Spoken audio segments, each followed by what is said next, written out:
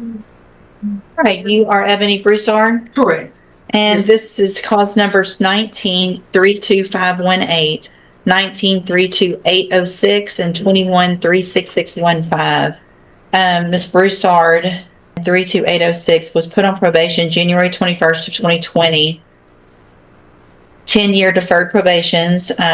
One was escape while arrested, and the other was the second-degree assault on a peace officer, and then was placed on probation July 12th of 2021 in the clause number 21-36615 for a 5-year deferred probation for a state jail felony offense of possession of a controlled substance.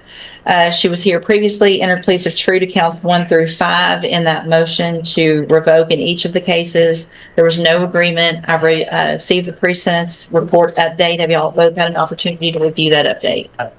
I have, Judge. Are there any additions or corrections or anything on that? Judge, I have just a quick comment. I'd also like to ask Ms. Richard or Ms. Fenton if they have anything for the court. They've been very involved in this case. Anything that's not in the report that you think is important? No, Your Honor, everything that we have in there is very direct in support. All right, thank you. And my only position, Judge, would be that she's obviously been extended almost every opportunity that probation has, every class, every structure, every program, and it would not be the position of the state like it typically is to argue for safety. In fact, I would argue strongly against it. All right, Mr. Kimler? I suppose, Your Honor, in response to that, she has demonstrated an ability to complete the programs, which is reflected in the pre-sentence report that she has been ordered to attend. Of course, there is a pattern of conduct that reflects addiction and substance abuse, but she also has the ability to complete the programs as well. I don't know how that relates to her inability, I suppose, to cope with the substance abuse issues, but she does have the ability at least to have enough structure and conform to the structure of these programs to complete them, so that says something. It looks from the pre-sentence report, it would be asking a lot to continue her on probation. The defense isn't denying the violations. They're asking the judge to look at addiction instead of defiance. But after years of chances, that argument becomes much harder to win. Especially with probation probably being unwilling to, or at least reticent to do that. I would only ask the court, if the court is considering the revoker, to consider something at the lower end. She does have children. I'm not trying to use that as an excuse or anything, but they could maybe perhaps Children she was on her way to get while she was under the influence of PCP. I don't know that they established conclusively that she was under the influence. I mean, again, it reflects the substance abuse problem, but she played true to all of the counts. Right. But yeah, that's true, Your Honor, and it reflects a continued struggle with substance abuse. Yeah. And so the issue then is going to be probably incarceration, but I would just ask that it be something not extreme, or at the upper end. And she wanted to address it. What do you have to say? I do take accountability for my actions, but however, I have completed ISL before, and if you will be willing to work with me again, I would appreciate it. I have, before I was incarcerated, I did enroll myself in outpatient classes, which was referred to me through Ozark when I got assessed, and I was taking AA classes as well. I did complete 5 of the classes, however, I wasn't able to complete it because I was incarcerated. I do still have my job, and I did complete my 5-year probation for the first conviction.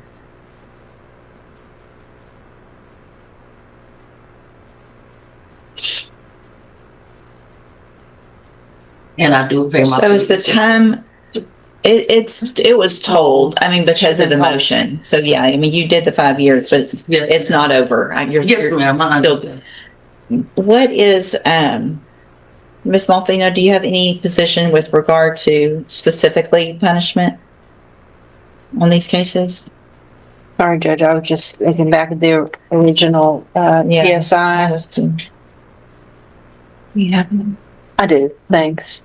Obviously, the court sees that she doesn't, prior to this, have any type of felony conviction, Judge, so I'll defer to whatever you think is appropriate, just in the context that they have given her so much of their efforts.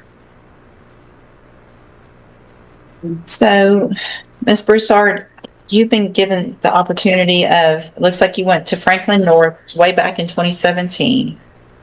And then you get on probation. You went through JCDI, but you couldn't complete it because of progressive sanctions for continuing to not follow those rules. Then you went to Franklin North, December 7th of 2020. You were on the drug patch program. You did that. You went to anger management. You went through the moral recognition therapy. You were on the high medium caseload. You've been to ISF. And despite all of that, you're still on 2 probations, one of which you could get. This is a turning point. The judge lists every treatment program, every sanction, and every opportunity already given.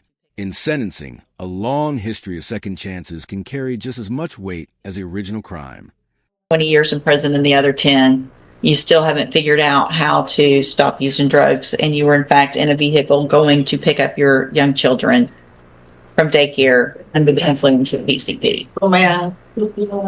However, when I went to Franklin North, it was because I was in a toxic relationship. And that's what the day did. So, but here's, okay, how old? And How old are you? I'm 42 now. Okay, so you've been through what appears to be years of drug addiction. And at 42 years old, and you've been on these probations for 5 years or more, you've had every opportunity handed to you to try to help you, and you're still using. So at this time, in clause number 19-32518, I'm going to find counts 1 through 5 true, find sufficient evidence to find you guilty.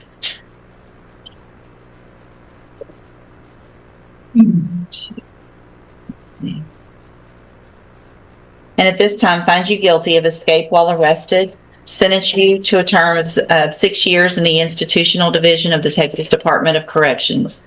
Boom. Roasted. You will receive credit on that sentence for any time that you've been in custody that the law gives you the right to receive. And clause number 19-32806, find counts 1 through 5 true, find sufficient evidence to find you guilty, and at this time find you guilty of assault on a peace officer.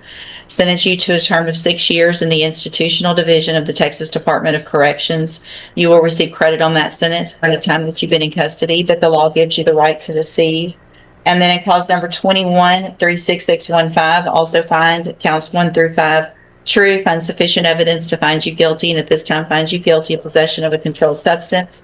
Sentence you to a term of 18 months in the state jail prison. You will receive credit on that sentence for any time that you've been in custody that the law gives you the right to receive. All of these sentences will run concurrently, which means Although multiple prison terms are imposed, the judge orders them to run concurrently. That means she'll serve the sentences at the same time, not one after another, reducing the total time behind bars compared to consecutive sentences. together at the same time. I'm going to hand you the trial court certification that shows there was no agreement. You do have some rights to appeal. You need to sign that with your attorney, and then I'll give you that copy. Also, I'm handing you a written admonishment regarding your ineligibility to possess a firearm or ammunition. Because of the judgments entered against you, you're ineligible under Texas law to possess a firearm or ammunition. Possession of a firearm or ammunition could lead to charges against you.